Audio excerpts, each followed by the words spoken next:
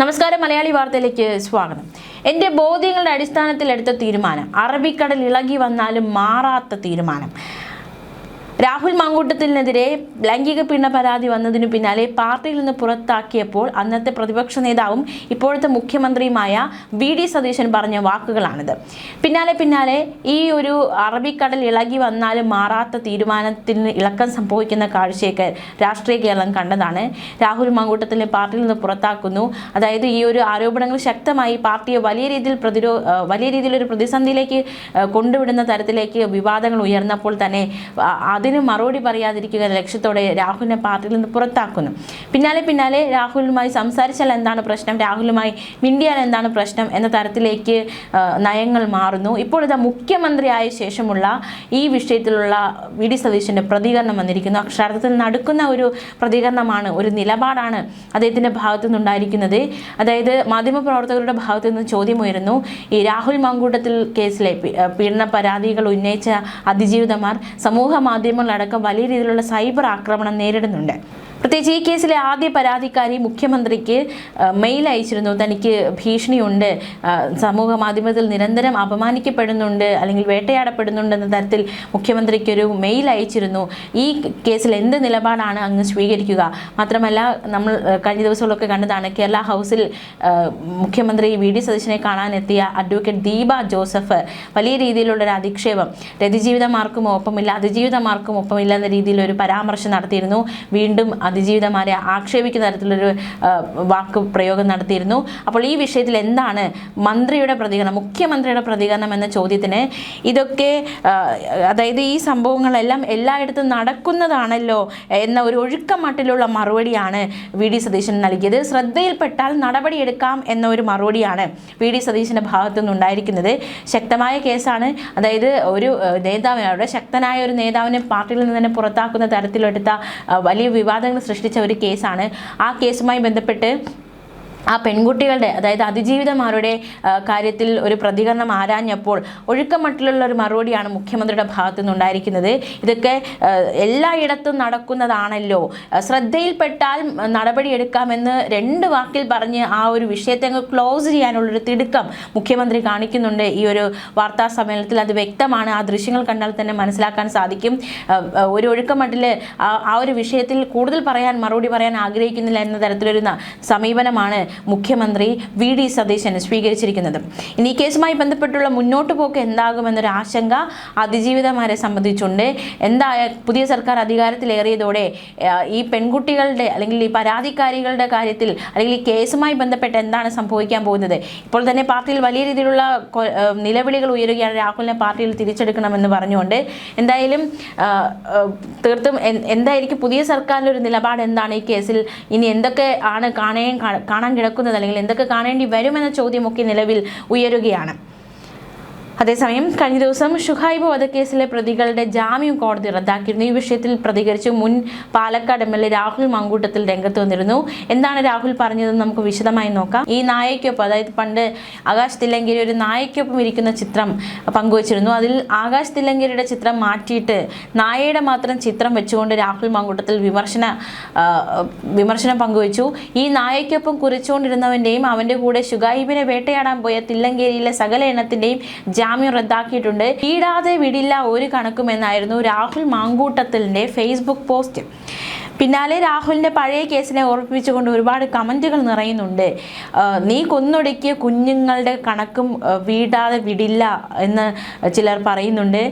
19 വയസ്സുള്ള ഒരു ചെറുക്കൻ്റെ നെഞ്ചത്ത് കടാര കുത്തിക്കയറ്റിയ നിഖിൽ പൈലിയെ വീണ്ടും DCC മെമ്പർ ആക്കിയിട്ടാണ് നിങ്ങളുടെയൊക്കെ ഈ വിമർശനം എന്നത് അംഗീകരിക്കാനാകില്ല എന്നാണ് ഈ കമൻറ്റുകളിലൊക്കെ ആൾക്കാർ വ്യക്തമാക്കുന്നത്. അതായത് DCC മെമ്പറാക്കി നിഖിൽ പൈലിയെ നിയോഗിച്ചിരിക്കുന്നു. ഇത് ഉയർത്തിക്കാട്ടിയാണ് ആകാശ് തില്ലങ്കേരിക്കെതിരെ ഉയരുന്ന ഈ ഒരു വിമർശനത്തെ, രാഹുൽ ഉയർത്തിയ വിമർശനത്തെ പ്രതിരോധിക്കുന്നത്. രാഹുലിൻ്റെ ജാമ്യം റദ്ദാക്കുമെന്ന് ആണ് ആഭ്യന്തരമന്ത്രി രമേശ് ചെന്നിത്തല പറഞ്ഞിരിക്കുന്നത്. സ്ത്രീകളെയും കുട്ടികളെയും ഉപദ്രവിക്കുന്ന ഒരുത്തന്മാരെയും വെറുതെ വിടില്ല എന്ന് ആഭ്യന്തരമന്ത്രി പറഞ്ഞിരിക്കുന്നു. അങ്ങനെയെങ്കിൽ രാഹുലിൻ്റെ ജാമ്യം റദ്ദാക്കപ്പെടുന്ന സാഹചര്യം ഉണ്ടാകും എന്ന രീതിയിലുള്ളൊരു വിമർശന കമൻ്റ് ഉണ്ട്. വീട്ടാതെ വിടില്ല ഒരു കണക്കും, പിഞ്ചു മക്കളെ ഈ ഭൂമിയിൽ വരുന്നതിന് മുമ്പ് ഇല്ലാതാക്കിയ നിന്റെ കണക്കും വീടാതെ പോകില്ല എന്നാണ് മറ്റൊരാൾ ഈ ഒരു പോസ്റ്റിന് കമൻ്റ് കുറിച്ചിരിക്കുന്നത്. പാലക്കാട് നിന്റെ പാർട്ടിയിൽ ഉണ്ടായിരുന്ന ഹനീഫയെ കൊന്നവന്മാർ ഇപ്പോഴും ഉണ്ടോ? അവരെ എന്ത് ചെയ്തു? നിഖിൽ പൈലി നിന്റെ പാർട്ടിയിൽ ഉന്നത സ്ഥാനം കൊടുത്തത് നീ അറിഞ്ഞോ? വയനാട്ടിലെ ബാലകൃഷ്ണൻ നിന്റെ പാർട്ടിയിലെ MLA ആയത് നീ അറിഞ്ഞോ? നിനക്ക് ഇതിനൊക്കെ എവിടെ സമയം? നീ അപ്പോൾ കേരളത്തിൽ ജനസംഖ്യ ഉയർത്താൻ നടന്നതല്ലേ എന്ന് മറ്റൊരാൾ വിമർശന കമന്റ് ഉയർത്തിയിരിക്കുകയാണ്. കൊലപാതക രാഷ്ട്രീയത്തിന്റെ വേരിറക്കണം, ഇത്തരം ചെയ്തികൾ ചെയ്ത് പ്രബുദ്ധ മലയാളികൾ എന്ന് പറഞ്ഞതുകൊണ്ട് കാര്യമില്ല എന്ന് പറയുന്നുണ്ട്. മാത്രമല്ല ആരെയും ഒരു തെമ്മാടികളെയും വെറുതെ വിടില്ല, ടീം UDF തുടർന്നുകൊണ്ടേയിരിക്കുമെന്ന കമന്റ് ഉണ്ട്. മാത്രമല്ല നിനക്കുള്ള പണി ഉടനെ തന്നെ വരും രാഹുൽ എന്ന് മറ്റൊരാൾ കമന്റ് കുറിച്ചിരിക്കുകയാണ്. പ്രത്യേകിച്ച് രാഹുൽ മങ്കൂട്ടത്തിൽ ഈ കേസുമായി ബന്ധപ്പെട്ട് വീട്ടാതെ വിടില്ല ഒരു കണക്കും എന്ന് രാഹുൽ മങ്കൂട്ടത്തിൽ പറയുമ്പോൾ തീർത്തും രാഹുലിൻ്റെ പേരിലും ഒരു കേസുണ്ട്. അത് കുഞ്ഞുങ്ങളെ അബോർഷൻ ചെയ്തു കളഞ്ഞു, അല്ലെങ്കിൽ ഭൂമിയിലേക്ക് വരുന്നതിന് മുമ്പേ ആ കുട്ടികളെ അബോർട്ട് ചെയ്ത് കളഞ്ഞു, ആ സ്ത്രീകളെ നിർബന്ധിപ്പിച്ച് ഗർഭചിത്രം നടത്തി.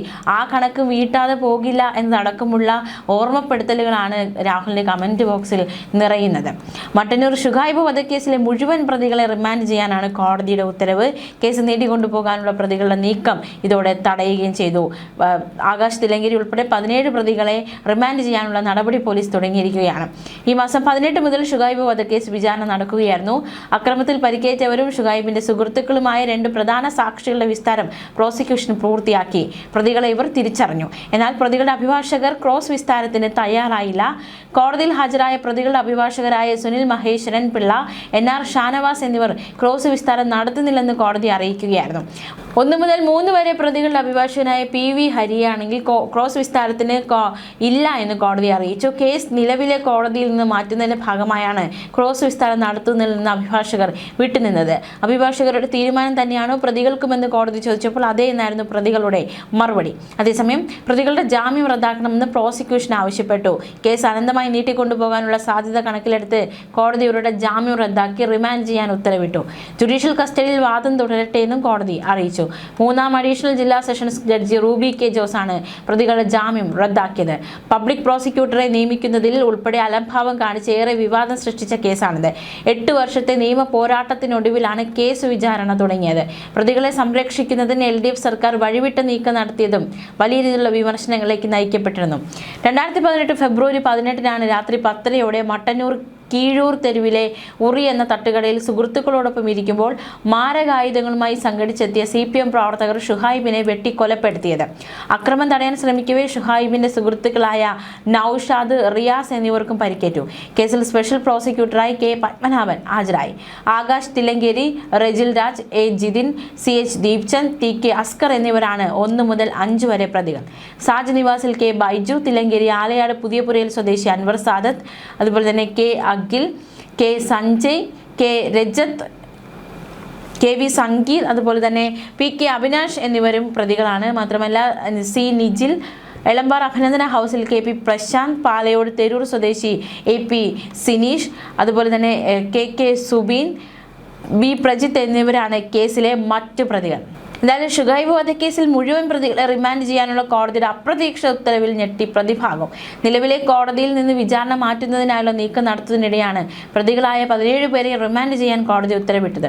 പ്രതികളെ സംരക്ഷിക്കുന്നതിന് പലവിധ സഹായവും LDF സർക്കാരിന്റെ കാലത്തുണ്ടായിരുന്നു. വർഷങ്ങളോളം നീണ്ട നിയമയുദ്ധത്തിനൊടുവിലാണ് വിചാരണ തുടങ്ങിയത്.